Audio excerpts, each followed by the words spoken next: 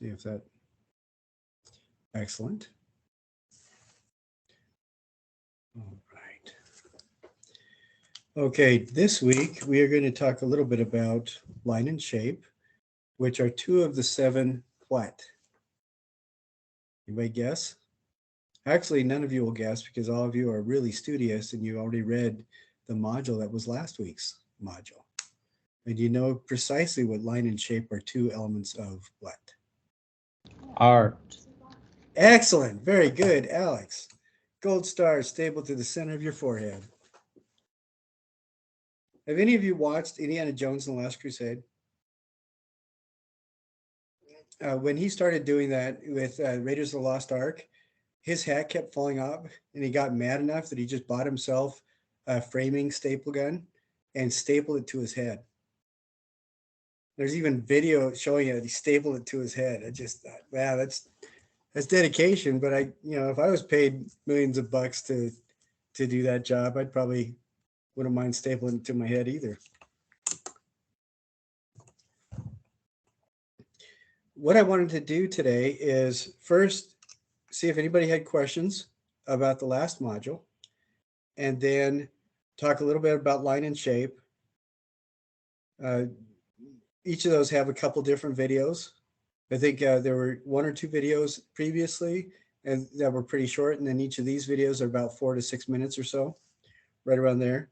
Then I wanted to talk briefly about geometry, symbols, proportion, orthogons.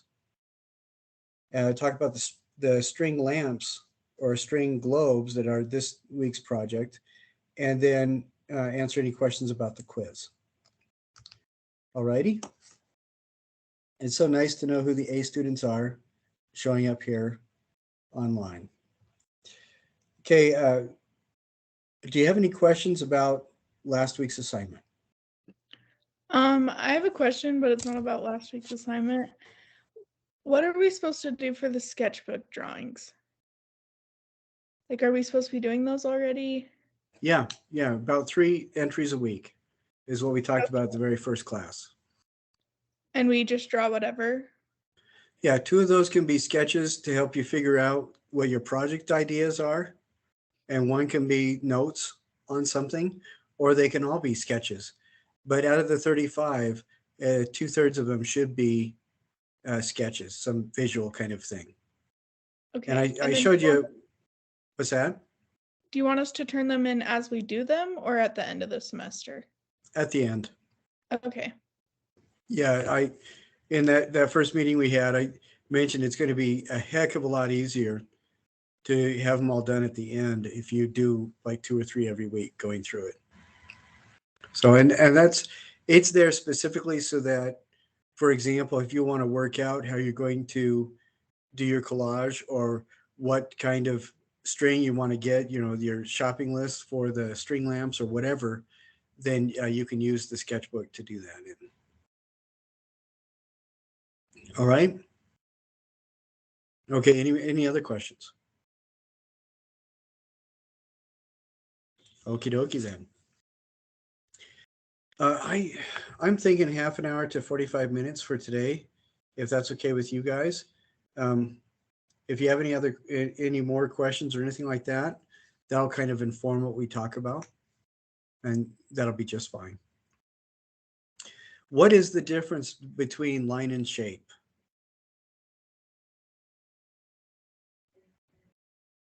Oh, I did want to mention, backtracking just a little bit, there was somebody that said that they couldn't do the assignment at all because their grandparents or their parents or their roommates or their family members or whoever didn't have any magazines.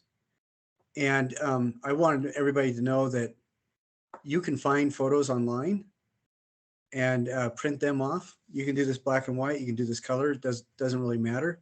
I would recommend Wikimedia or do a search on Google, do advanced search and look under searches or look at under images without copyright or open use images. And that will get you a lot of pictures that you can pull up and work with. Okay, diving into line and shape. These are 2 of the first principles or elements of art. What is the difference between line and shape?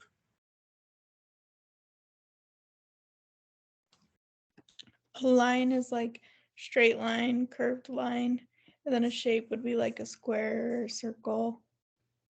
Excellent. So the line is the thing that kind of gives the edge to the shape. It kind of delineates. Well, actually, I want to use a different word than that, but it defines the shape. The line does. And we can go with all sorts of different definitions of line, but for art, some of the better ones seem to be um, one that I like is the path of a moving mark. Another one that I like is a dot that went on a journey. Those are both pretty good. But the definition for art is not going to be the shortest distance between 2 points, because when we use lines in work, it's rarely the shortest thing. A lot of the times, the lines we use are there to somehow communicate something. And what are some kinds of lines that you can think of that communicate something?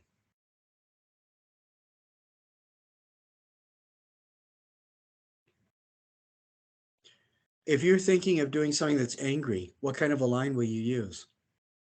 A jagged line. Yeah, exactly. Very good. If you're thinking of something that is calm, what kind of line are you going to use?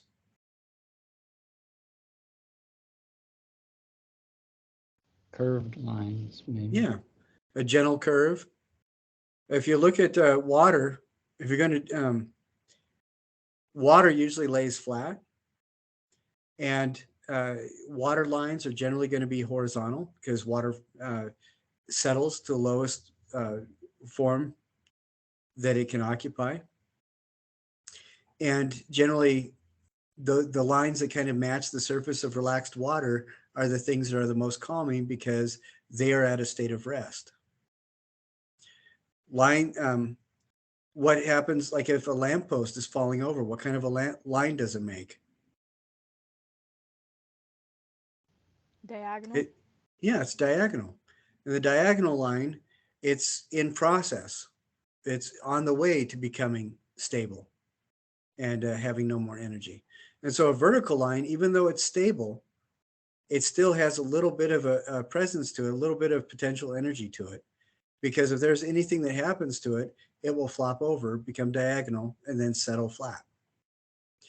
And so there's lots of different kinds of lines that we can use in different things. There are loopy lines. There are jagged lines. There are zigzag lines.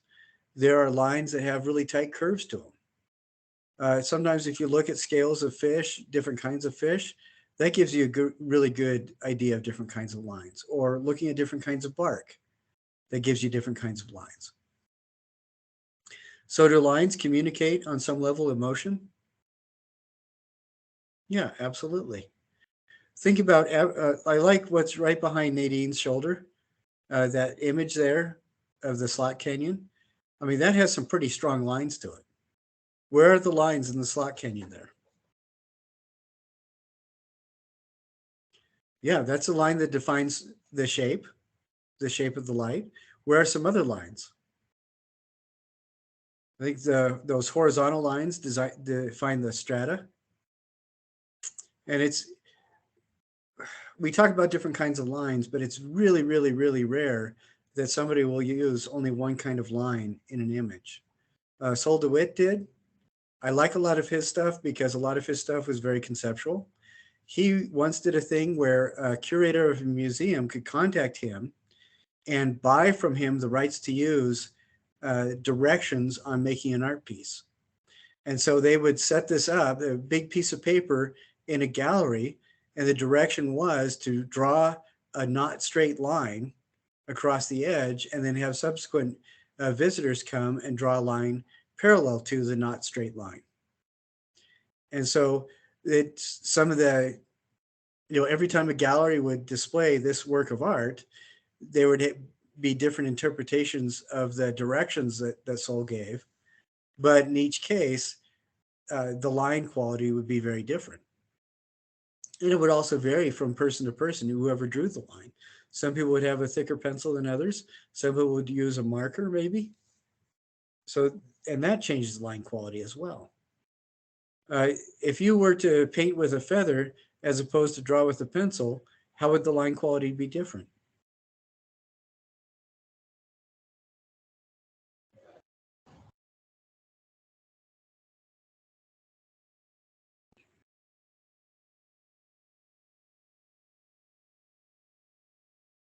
Does the tool that you use to make the mark change the quality of the line? Yes, it does. There's a trend that I've seen on Instagram, I think is kind of interesting, where people will do string paintings.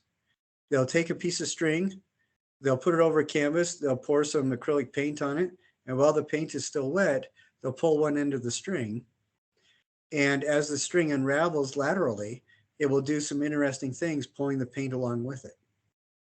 So that's an interesting combination of line use with paint. It makes almost a kinetic type of painting. So how many different kinds of lines can you think of?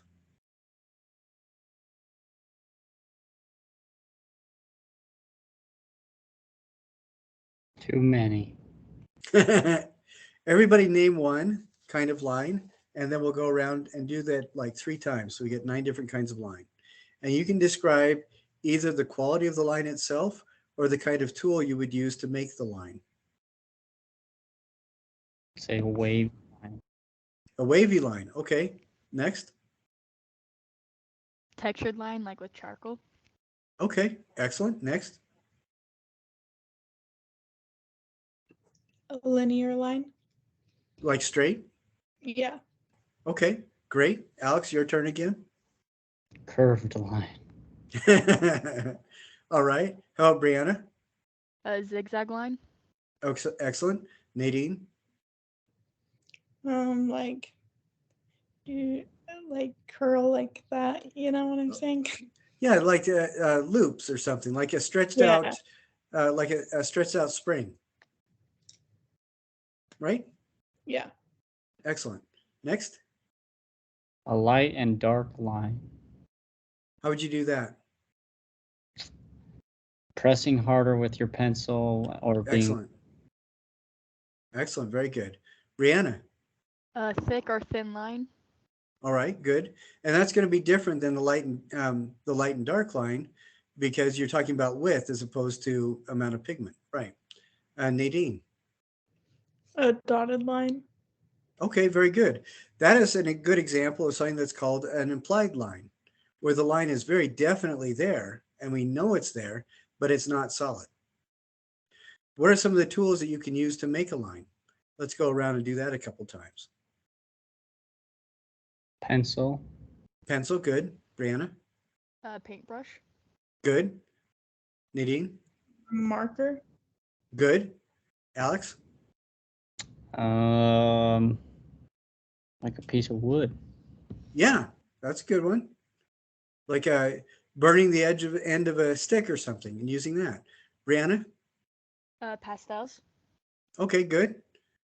Nadine, Scissors. yeah, excellent. That's a very good one. Because with that, you're making a line that's more like that slot canyon behind you, where the line exists because of something that's not there. So excellent. Do we want to go around one more time, or is that good? Okay, we'll call that good. Now with shape, one thing I like about Nadine's poster, and I did not plan. She did not call me ahead of time and ask what I wanted in the background. But here we see an example of 2 different kinds of line. One is a drawn line, like the dark strata lines, and one is an implied line that helps to define the shape of something. But if we look at that, we also see 2 different kinds of shapes.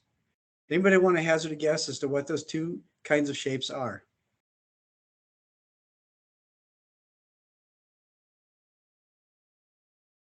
One is a positive shape, and one is a negative shape. Where are the positive shapes? Where the light is. Right. It's the stone that is defined as a shadow. And where's the negative space? Negative shape. The darker parts. Well, it's the light area around the edges of the stone. The Wait, negative so shape, the the darker positive is shape is, I'm sorry, the darker is positive and the lighter is negative. right. Because the Okay. darker is the solid stone and the lighter is where the air is. So a positive shape is something that's made, that's there, and the negative shape is something that's not there. And both can be interesting. That's one of the thing that's so fascinating to me about a lot of these slot canyon images where you see all the water wear on the stone is the photographers are really good about capturing both of those together. Where you have both the positive shape of the stone itself and the negative shape of the light. How many different kinds of shapes are there? Lots. I doubt you could put a number on it. There are so many. And if we put in all the negative shapes too, I mean, it's absurd. But we can define what a shape is. A shape is any area that is defined with a line. And the line could be the line that we draw, or it could be implied, suggested, or it could be something that becomes there because two different things are colliding together. Like in this, the image of the Slack Canyon, you have the very strong defined lines that we said, that, those horizontal lines. And then you also have the implied lines that become lines because they're the edges between two of the shapes. And we can use lines to make the shapes. Now we can talk about lines more. There's so many different ways that you can make them. One of the things you guys are going to be doing soon is making your own pastels and ink for drawing with. We're not going to do that right now, but there's a lot of different ways that you can make a line. There are some sculptors that make lines by placing wood or brick in courses so that the line is manufactured as the courses interact with each other. And you see the difference in the grains of wood or the different layers of bricks. There are other artists that will use the edges of pages in books as a line to help define something. There's one artist that will glue the pages of the books together, and then they will also carve into it with a Dremel tool. And so they have the edges of the books on one, making one aspect of line, and then the edges that they're carving with the Dremel tool are making another aspect. And that can become very interesting. Does anybody have any questions about that kind of stuff before we move on? Okay. Now, I mentioned something briefly here, and we'll talk more about it later. But I wanted it to be festering in the back of everybody's head, kind of in your internal compost heap, as you will, that helps to fertilize all your good ideas. I mentioned geometry, symbols, proportion, and orthogons. And an orthogon is a shape that's used to define how things are set in an image or a structure. So, for example, if you are doing a image of a railroad track going off into the distance, you have the ties going along that are parallel, but they're getting smaller and smaller going off in the distance, and maybe you have telephone poles or trees on either side of the railroad tracks that are going off in the distance, and they appear to be getting shorter and shorter and closer together as they go disappear towards the horizon. Those triangles and lines that are set up to kind of give that illusion of distance, those triangles and formatting lines are called orthogons. And I'll do a little demonstration. I was trying to find a good video, but I'll have to do it myself. There are several different shapes that we just automatically use without even knowing about it. And these shapes define how comfortable we are, or describe how comfortable we are when we look at something and decide whether or not or evaluate it as to whether or not it's balanced, or to whether or not we should feel uncomfortable. If things are out of whack, maybe But these shapes are so ingrained into the way we perceive things in the world that, have you been to one of those carnival or fair or museum type displays where you see a room that looks perfectly proportioned, but it's not? Somebody can walk in and appear to be a lot taller at the far end than they are at the, okay, that works because these orthogons that we see everything through are so ingrained in our perception that we can't, it's very difficult to see otherwise.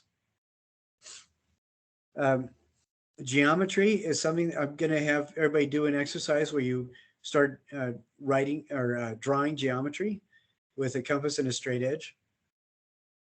Geometry is something, have you guys heard the word Vitruvius or Vitruvian? How about Vitruvian man, like what Da Vinci drew? Have you guys heard of that phrase? Vitruvius was a Roman architect who felt very strongly that if we are to live in something, that something must have proportions that first we're comfortable with, and second, reflect our own proportions. So he saw buildings as kind of macrocosms or extensions of the human form. And that way of thinking is one of the reasons why you look around and you have different parts of different houses and tools named after body parts. For example, above a doorway or above a window, that horizontal beam that is designed to take the weight of the house off of that space, like over Brianna's shoulder, is a doorway. Can you point at the doorway? Yeah, that horizontal beam that's right above the doorway is called a header, and it's designed to redistribute the force pressing down in that area so that you can continue to use the door. Can you guess, if you have a horizontal beam supporting at the base of a hole like that, what do you think it's called?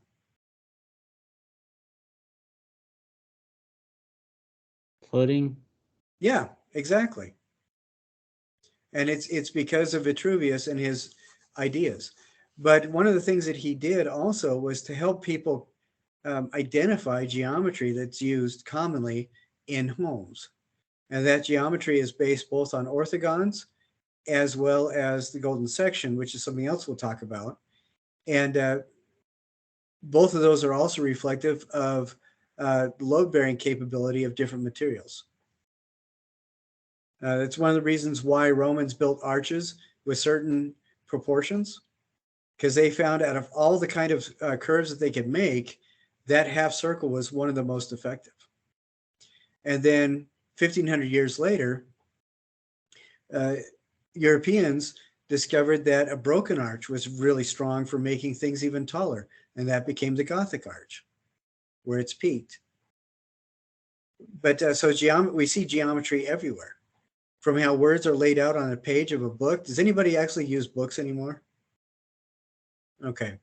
To Brianna or Nadine, you said no, but but on our computer screens, the way that the icons are set up, how they're delineated, is based on geometry, how they're designed, how the keyboards are set up, how our desks are laid out, how we automatically lay out our own desk. It's all based on geometry. And that goes a long way in kind of defining, maybe not defining, but describing or explaining why we put things in the compositions that we make, why we put them where. That both of those things also talk about proportion, and I mentioned the golden section. Does anybody remember the numerical value of the golden section? There's 2. They're both the same value, except one has the number 1 as a larger number, and the other one it's the smaller number. But the golden section ratio is 1 to 0.618 or 1 to 1.618. And that golden section, if you heard of Fibonacci, the name of an Italian mathematician who recognized that almost everything in the natural world, including the makeup of our human body, was based on whole number approximations of the golden section. Have you ever heard of a guy named Praxiteles? I would recommend looking him up. Have you seen like Venus de Milo?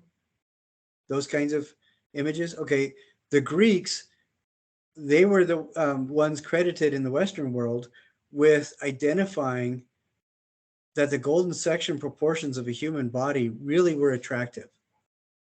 And everybody's body more or less follows along the lines, but the golden section kind of defines the overall average of a form as opposed to particular cases. But if Alex holds up his hand and shows us the back of his hand, shows us his fingers, kind of curve them a little bit towards you. Yeah, right there. You see between the knuckle of his hand where it hits the palm, where one of his fingers hits the palm, to that first knuckle of his finger, the ratio of that length of bone to the next length of bone, from that knuckle to the next knuckle, is the golden section ratio. And that ratio is the same from that bone to the following bone. And if he holds up his hand with the fingers together, you can see that kind of rectangle in there as well. At the base of his thumb to the broadest part of his palm and up to the tips of his fingers is pretty much a golden section rectangle.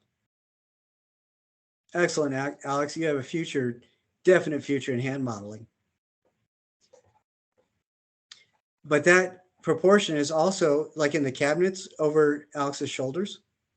Those cabinets are based on the golden section ratios, the design of the doorknobs, how the shelves in your refrigerator are laid out, the shape and size of your coat hangers, the placement of the pocket on your shirt if you have pockets, the size and shape of your cell phone even is based on golden section ratios. Books are based on golden section ratios, the size of books. Like this size of a piece of paper. Oh, there we go. Can you see that? This is 5.5 across here and 8.5 right here. And that is pretty close to the golden section ratio of 1 to 1.618. It's pretty close. And that is based on the frame size that a medieval paper maker could comfortably hold to make large sheets of paper, which was 34 across and 22 deep.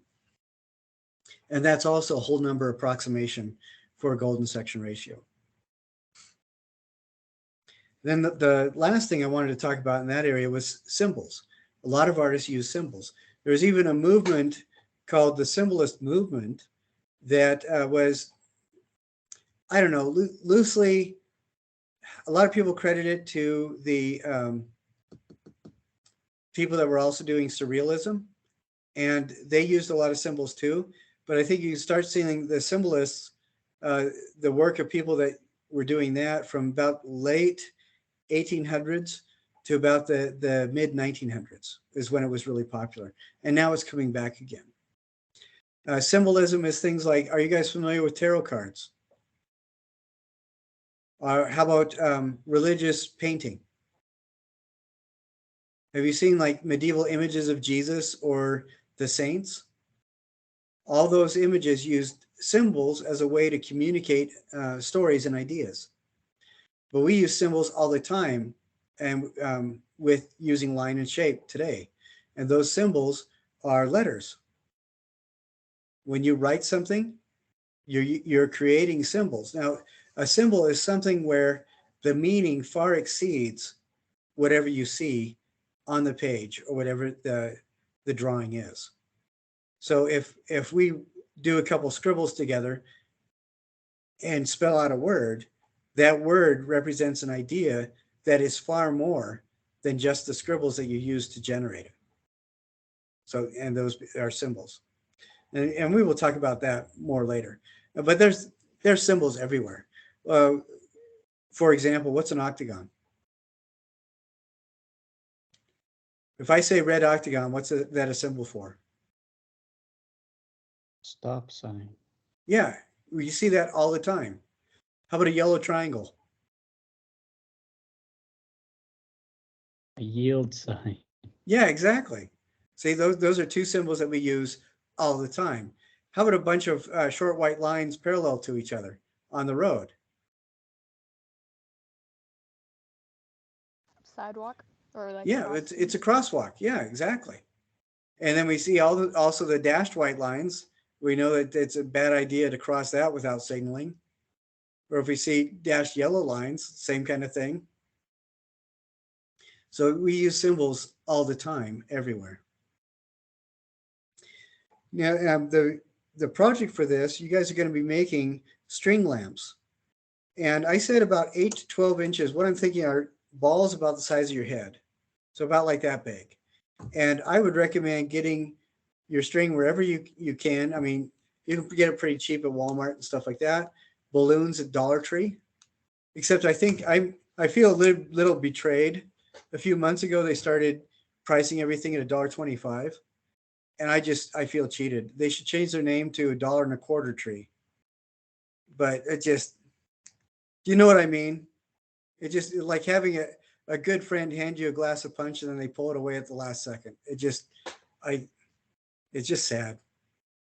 But that's all you need, and Elmer's glue or any other kind of white school glue. And you're going to mix that. The first video that I sent you, the proportion was pretty much 1 part glue to 4 parts water. And you can try different things if you want. But what I would do is just blow up the balloon, grab your yarn. Cotton yarn works best, or you can use craft string too, and soak that in the glue for just a bit, and then start wrapping your balloon. And these things everything needs to be covered pretty well, just like in the demonstration videos. But you need to use 2 different colors of string or yarn, and you need to have 2 different qualities of line. And Nadine talked about curly lines. Alex talked about gentle curve lines and jaggedy lines. One thing that you could do is make a balloon where, let's see, can you see that? Where you just have an area of what looks like teeth or something. We're coming up on, I think, the most holy of all holidays in the year, Halloween. It's only a month away. And you could do something like this where they look kind of innocuous with light colored, like rattan or cream colored yarn, and then do blood red fangs on them and jaggedy lines. That would be pretty awesome. But you could do pretty much whatever you want on these. And you're going to make 5 of them. Honestly, they don't take that long to make. And if you do run into problems and you think it is taking longer than it should, let me know. But timing these, it really does not take an awful long time. Simplest way to make these is, do you know what longitudinal lines are? Longitudinal lines are lines that go from pole to pole around a globe.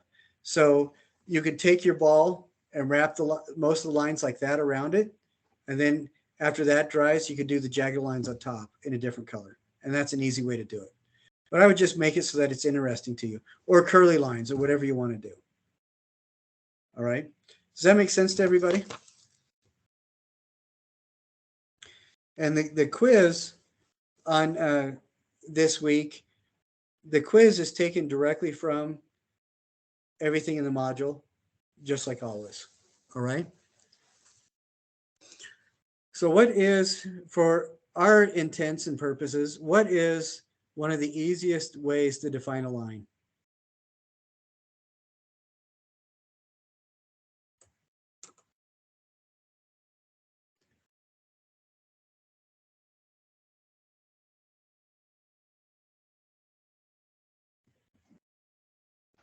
I feel like a line could be anything like that. I don't know how else to explain that, but It's something that demonstrates movement of a mark, I think. Yeah, and you're right. It can be pretty much anything.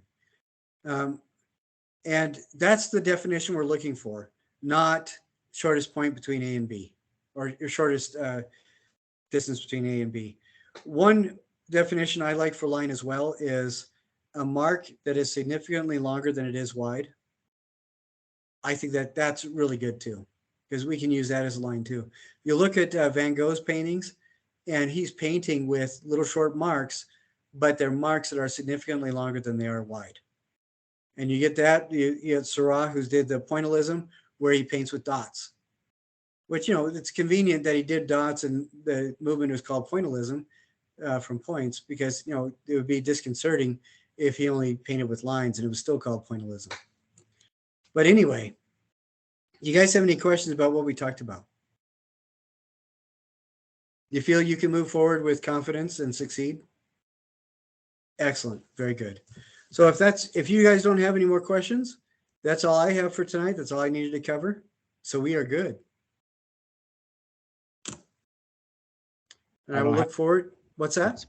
I don't have any questions, but I started 3 of the balloon things and it took me 5 hours. Really? 3 of them? Yeah. Well, let's hope you don't spend a lot of time on the other stuff. The videos made it look really easy, and then I started trying it and it wasn't easy. It wasn't easy? No, not as easy as the video looked like. How many others have started? Brianna and Nadine, have you started? No, I've been busy with other homework too. Okay. I'm going And home for the weekend, so I had my mom go buy the supplies, so That's I don't nice have of to you. pay for it. That's really good. Now, Alex, so you started them, you haven't finished them? Okay, so let's take a vote. Should I bring that down to 3 of those instead of 5? Is that what you think? Okay. I will make that change right now then. Sounds good. Okay. All right, guys. I will do that. And then if you guys have any other questions, just email me. Let me know. Are things making sense as you go through the modules? Excellent. Very good. Okay. I will look forward to seeing you guys next week. Thank you.